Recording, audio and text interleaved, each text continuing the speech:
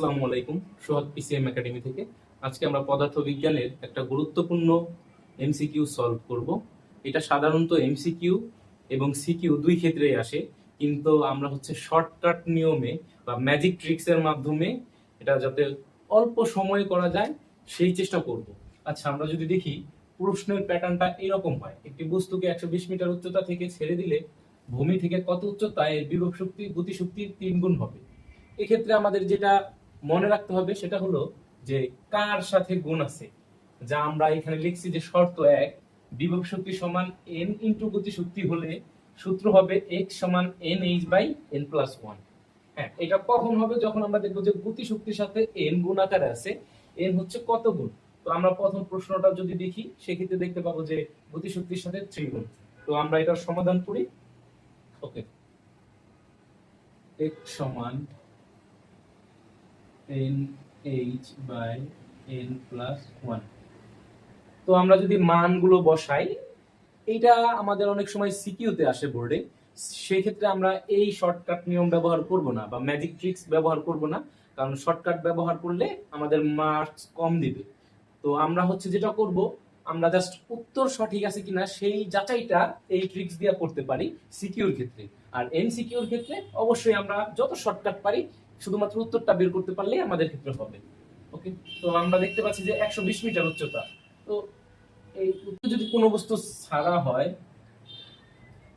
এইখান থেকে যদি এই বস্তুটা ছাড়া হয়, সেক্ষেত্রে কত উচ্চতায়, ভূমি থেকে কত উচ্চতায় 3 গুণ হবে।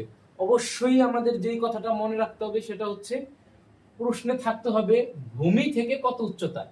এই ক্ষেত্রেই আমাদের এই ট্রিক্সটা পুরোপুরি কার্যকরী হবে। ওকে, তো n এইখানে আমরা দেখতে পাচ্ছি যে 120 মিটার, তো উচ্চতা আছে h সমান 120 মিটার।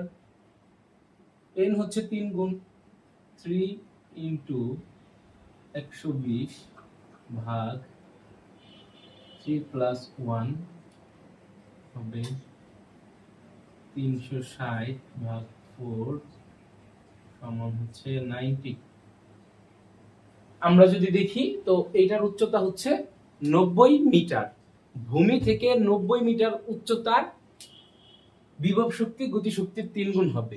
এখন আমাদের প্রশ্ন এই শর্ত 1 এটা আসতে পারে, অথবা আমাদের প্রশ্ন আসতে পারে যে গতি শক্তি বিভব শক্তির 3 গুণ।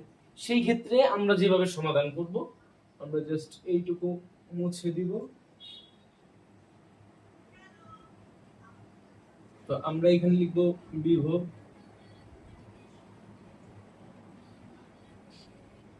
এখানে লিখব গতি। ওকে, আমাদের এখন প্রশ্ন আসতে পারে গতি শক্তি বিভব শক্তির কত গুণ হবে। গতি শক্তি বিভব শক্তির 3 গুণ হবে। তো আমরা যদি এটা সমাধান করি,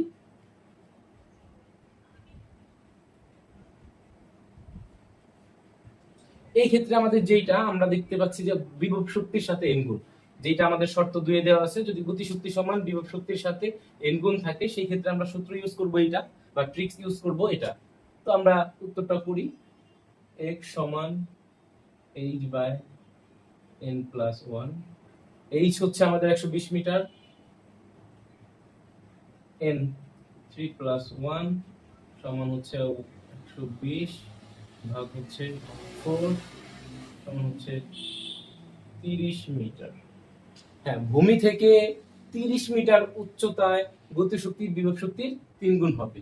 তো এই মজার এমসিকিউটা আমরা যদি এই দুইটা ট্রিক্সের মাধ্যমে সমাধান করি তাহলে খুব অল্প সময়ে আমরা সমাধান করতে পারবো।